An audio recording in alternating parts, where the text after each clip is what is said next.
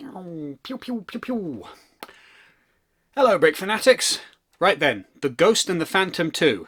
Let's have a look. So, in case you didn't know, the upcoming Ahsoka Disney Plus show features the return of a large number of the characters from Disney's Star Wars' Rebels cartoon series. For fans of the series, this means a return of the wonderful Ghost, which is basically the Millennium Falcon, but not the Millennium Falcon. It's one of the many Star Wars ships from across multiple canons, which is basically the same kind of disc shape as the Millennium Falcon, but it's slightly different because it's for a slightly different crew of people, making it clear that apparently just everybody in the Star Wars universe loves them, this kind of disc-shaped ship.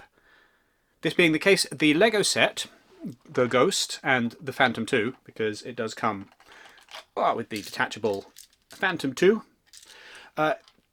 it's very reminiscent of a Millennium Falcon build, and indeed if you didn't pick up a previous version of the Ghost when it was available like a decade ago, then the thing that you're going to compare this to the most closely is probably going to be a Millennium Falcon.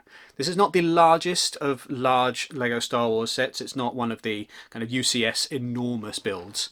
It's aimed at an audience of 10 plus, I believe, which means that it's one of the highest age bracketed sets before you get to Lego for adults, because there's nothing for teenagers anymore. It's just you're assumed to either be at the kind of the big kid level or the grown-up level. In practice, just because it's a big kid set doesn't mean that it is not absolutely fantastic to put together. This one was a real treat. My views are somewhat coloured because I've recently built a very large Star Wars set which will remain nameless for the moment, which was a bit tedious to assemble. And by contrast, this thing was just wonderful. It was nice to be able to do a set that's aimed at a slightly younger demographic. Not that there's anything in this build which would become kind of laborious or overly simple for an adult, but just it was nice to have something that clicked together in a way that didn't feel like I needed to pull my hair out in order to get it done. This being a set that is primarily aimed at people who enjoy a lot of play, there are a fantastic number of different play features. You've got multiple little gangways to get inside. The roof comes off in order to give you access to the inside cockpit. There's additional little details in there, like a little tiny wash basin, which you may or may not be able to see, which just rounds this out as a kind of a play set. For a lot of different types of role-playing for LEGO fans of any age, but probably aimed at, as we say, around that 10 plus age bracket. So older than some sets are aimed, but younger than a grown-up set, which might be really primarily only for display. It is a little bit cramped on the inside in there, especially once you've got all of the minifigures in. It does feel like we could have got like a bigger version of this. This one actually is about the same size as the previous version of the Ghost that we got in Lego form a decade ago.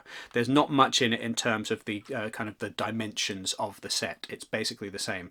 And this would have been an opportunity to make something a little bit larger perhaps, but at the same time, this is already coming in at £150 in the UK, and that's quite a lot of money for a set of this size. So something bigger would have then been even more expensive and probably would have made it a little bit inaccessible for the audience that it is primarily aimed at.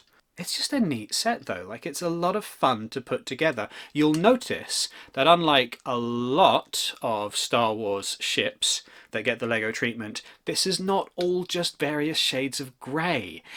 And oh, what a relief to put something together that is not just shades of grey. In fact, everything from this latest batch of LEGO Star Wars sets is so bright and colourful and cheery, and it just makes your heart sing. Because, let's face it, LEGO Star Wars does have a reputation for being rather monotone. I think one of the things that makes it so satisfying to put together is the way that the Ghost's kind of slightly curved shape has been recreated here, with a lot of panels that go in first and then click down, and there's something nice about just doing that click down. It just feels good. Best use of elements on this, what appears to be a paint roller, has been used as detailing cables, or just that wonderful kind of blocky and eclectic Star Wars design that a lot of the ships have, where they're just covered in little bits of things, which probably do something, but they just look cool. this being a set designed for play, it does have working missiles. Let's see if I can get this to... Pew! Pew! Well, they're gone forever, aren't they? That's pretty cool. Don't hit people in the eyes with them. We all know that. For adults, or for people who are looking to display this rather than play with it, those features may not necessarily be as useful, but they're kind of fun to have. You do need to be careful though, because I have accidentally set this off at myself while just trying to get it all figured out. Yeah, be careful. The minifigure selection is interesting for this set because it's a collection of characters from the Ahsoka show rather than from Rebels, and where there's a certain amount of overlap there, it does mean that some classic Rebels characters are not included in this. You do not get You do not get Space Aladdin with this set because he's not a prominent character in the Ahsoka show, but you do get Hera, who is a prominent character both in Rebels and in Ahsoka. Then there's a wonderful Mon Calamari, Lieutenant Beta, apparently. For context, this review is being filmed before the Ahsoka show is actually on Disney+, so I have no idea who that guy is, but he looks cool. First Officer Hawkins. Hawkins, not a particularly Star Wars-y name, is wearing what looks like the General Nadine outfit from Return of the Jedi. And then this guy is called Jason or Jken. I've never known how to pronounce that, but it's a name I've not heard in a long time. A long time. And finally, we've got a little tiny astromech Chopper, who will be very familiar to fans of Rebels, who is like R2-D2, but if R2-D2 had anger management issues. It's a great little collection of minifigures to go with a pretty solid set all around. It would be nice if it were a little bit bigger. This is the kind of thing that if Ahsoka does very, very well, we might end up getting like a UCS set. Like it could be possible that we would get a larger and a chunkier version of this. But what we have here is absolutely fantastic for what it is meant to be, which is a set aimed at older, younger LEGO fans, if that makes sense. But also will work very well as a display piece for those who would rather put it on a shelf and let it collect dust and be boring. Or you could play with it, like you could do anything with it, it works very well. Either way, if you're looking for something that's kind of like the Millennium Falcon, but not the Millennium Falcon, to put on display, if you want something with a little bit more colour, and if you are a fan of Star Wars Rebels and the upcoming Ahsoka, then yes, absolutely, this is a must-have set. It's really, really good. If there is a downside, it is the price. It is high. It's uncomfortable. LEGO Star Wars is kind of just like that at the moment. With any luck, it'll be available a few months down the line for a bit of a discount, but those can be hit and miss.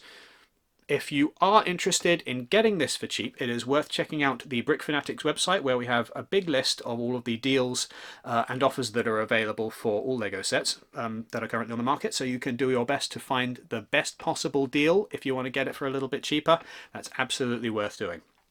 Otherwise, let us know in the comments down below whether or not you're planning to add this set to your collection. Be sure to like the video, be sure to subscribe, be sure to hit the notification bell so you can be the first to know the next time we publish a video, and make sure that you use our QR code if you are buying from the LEGO website, because that it's an affiliate link. It will give us a little bit of a kickback when you make a purchase. It doesn't cost you anything extra, but helps support the work that Brick Fanatics does. Thank you very much for watching. May the Force be with you. Here's hoping Ahsoka is a good show.